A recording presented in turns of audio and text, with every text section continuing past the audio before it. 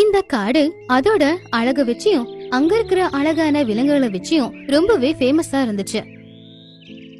அந்த விலங்கு கூட்டத்துல மோண்டி அப்படிங்கிற யானையும் இருந்துச்சு. அது ரொம்பவும் புத்திசாலி, ரொம்பவும் தைரியசாலியும் தான். அதனால எல்லா விலங்குகளும் யானைய பாராட்டிக்கிட்டு இருப்பாங்க. ஆனா என்னவோ தெரியல, சோட்டு மானுக்கு அது பிடிக்கவே இல்ல. ஒரு நாள் மோண்டி யானை எல்லா விலங்குகளோடவும் உட்காந்து அவங்க கிட்ட பேசிக்கிட்டு இருந்துச்சு. அப்போ சோட்டு சொல்லுச்சு, மோண்டி யானைய, நான் உன்னுடைய அறிவு அப்புறம் புத்திசாலித்தனத்தை டெஸ்ட் பண்ண போறேன். நீ அதுக்கு தயாரா இருக்கியா? எந்த மாதிரி டெஸ்ட்? காட்டோட வெஸ்ட்ல ஒரு குகை இருக்கு. அந்த குகைக்குள்ள ஒரு பேய் இருக்கு.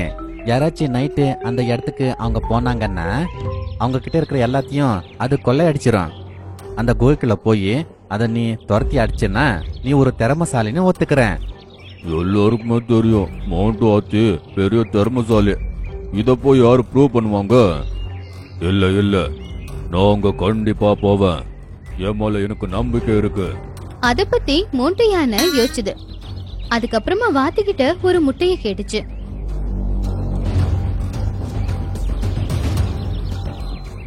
அந்த யானை முட்டைய வாங்கிட்டு அதோட முதுகுல சுமக்கிற ஒரு பையில போட்டுக்குச்சு.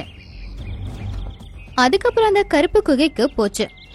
மோண்டு யானை குகைக்கு பக்கத்துல போன உடனே பயங்கரமான சிரிக்கிற சத்தம் கேட்டுச்சு.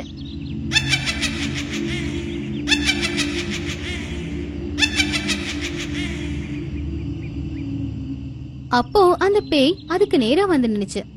ஏதோ ஒரு குரங்கோட எலும்பு கூடு மாதிரி தான் தெரிஞ்சது அந்த பேய். ஒருவேளை இந்த மாதிரி சிச்சுவேஷன் வேற ஏதாவது விலங்குக்கு வந்திருந்தா அவங்க பயந்து போய் செத்தே போயிருப்பாங்க. ஆனா மோண்டி அப்படி கிடையாது. பயப்படாம எதிர்க்க நின்னுச்சு. உன்கிட்ட என்ன இருக்கும், எல்லாத்தையும் கொடுத்துட்டு போயிரு. நீதான் கருப்பு குகை பேயா? எலும்புதான் இருக்கு, உடம்ப காணோம். நான் ஒரு பேய். என்ன பார்த்தா உனக்கு பயமா இல்லையா? நான் எதுக்கு பயப்படணும்? உன்கிட்ட வந்து நான் சண்டைக்கு வந்த பாரு, எனக்கு ரொம்ப அவமானமா இருக்கு. நான் உன்கிட்ட சண்டை போட்டு உன்னை நான் தோக்கடிச்சிருவேன்.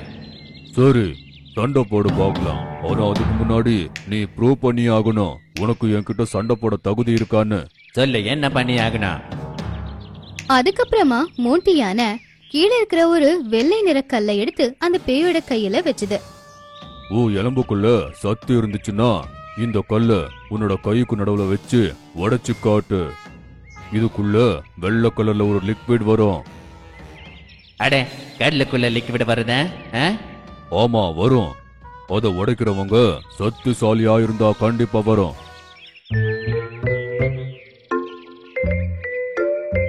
அத கேட்டதுமே அந்த பேய் அதோட 2 கைக்கு நடுவுல அந்த கல்லை வச்சு உடைக்க பாத்துச்சு. ஆனா எவ்வளவு முயற்சி பண்ணாலும் அதால அதை செய்ய முடியல. குடு, உன்னால முடியாது. அப்படி சொல்லி அந்த கல்லை இப்போ யானை வாங்கிக்கிச்சு. இப்போ நீ இத உடைச்சு காட்டு பார்க்கலாம். ஆனா மோண்டு யானை அதோட கண் பார்வையில படாத மாதிரி அந்த கல்லை தூக்கி போட்டுருச்சு. அதுக்கப்புறமா அது பையில வச்சிருந்த முட்டையை எடுத்து 2 கைக்கு நடுவுல வச்சுக்கிச்சு. இதோ பாத்தியா என்னோட சத்திய? அப்படி சொல்லி 2 கைக்கு நடுவுல வச்சு அந்த முட்டைய அமுக்குனதும் முட்டை கொஞ்சம் கொஞ்சமா பிரேக் ஆக ஆரம்பிச்சது. அதுக்கப்புறம் கொஞ்ச நேரத்துல அந்த முட்டையோட யோக் வந்து கீழே விழுந்துச்சு. இத பார்த்ததும் அந்த பேயே ரொம்ப ஆச்சரியப்பட்டுச்சு. பாத்தியா என்னோட சத்திய?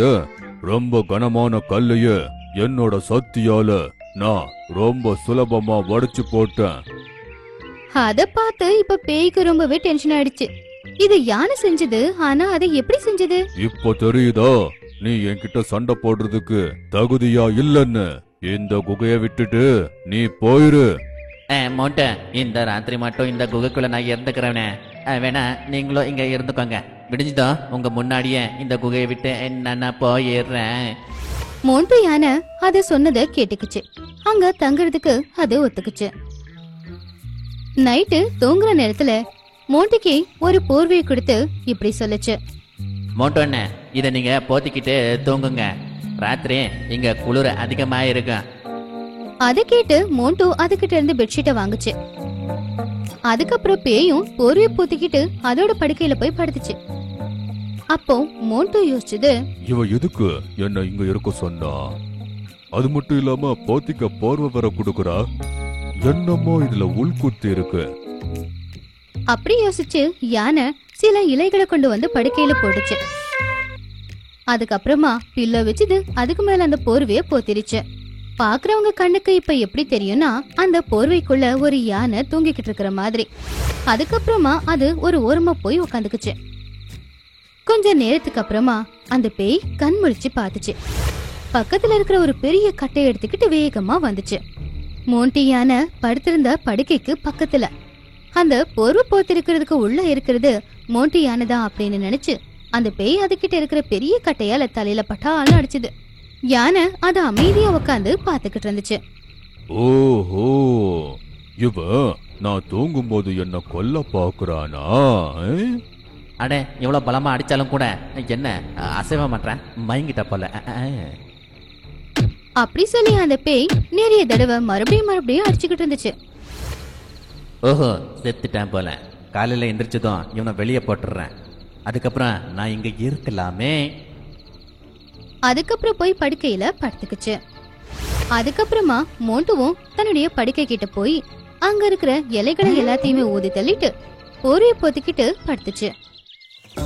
காலையில அந்த பேய் எழுந்துச்ச உடனே அது நேரா மோண்டு படுத்திருந்த அந்த இடத்துக்கு போச்சு. போர்வையை எடுத்து பார்க்கலான்னு நினைக்கும் போதே மோண்டு தானாவே எழுந்துருச்சுது. மோண்டா அவங்களே, நீங்க நல்லா இருக்கீங்கல்ல? நல்லா தூங்குனீங்களா? நல்லா தூங்குனப்பா.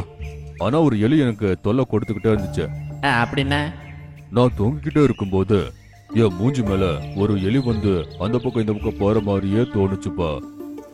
போற கொடுத்திருந்தல, அதனால அதை எடுத்து என்னால பார்க்க முடியல. ஆனா தூக்கம் மட்டும் செம்மையா வந்துச்சு. அத கேட்டுட்டு பேயால கூட அங்க இருந்துட முடியுமா? அது பயந்து போய் அங்க இருந்து ஓடியே போயிடுச்சு. அதுக்கப்புறமா மோண்டி யானை போய் பார்த்துச்சு. அந்த காட்டுல இருக்கிற விலங்குகள் கிட்ட இருந்து கொள்ளடிச்ச எல்லா தங்கமும் அந்த குகைக்குள்ளதான் இருந்துச்சு. அத மோண்டி யானை எல்லாத்தையும் எடுத்துட்டு வந்து காட்டுக்கு போய் எல்லா தங்கத்தையும் எல்லாருக்கும் பகிர்ந்து கொடுத்துச்சு. சோட்டுமான் இத பார்த்துட்டு ரொம்பவே கோவப்பட்டுச்சு. ஆனா இப்ப அதால வேற எதுவும் செய்ய முடியாது. இந்த மாதிரி மோண்டி யானை எப்பவும் இல்லாத அளவுக்கு இப்ப ஃபேமஸா இருந்துச்சு. எல்லாருமே முத இருந்ததை விட அதிகமா அத பாராட்டிக்கிட்டு இருந்தாங்க.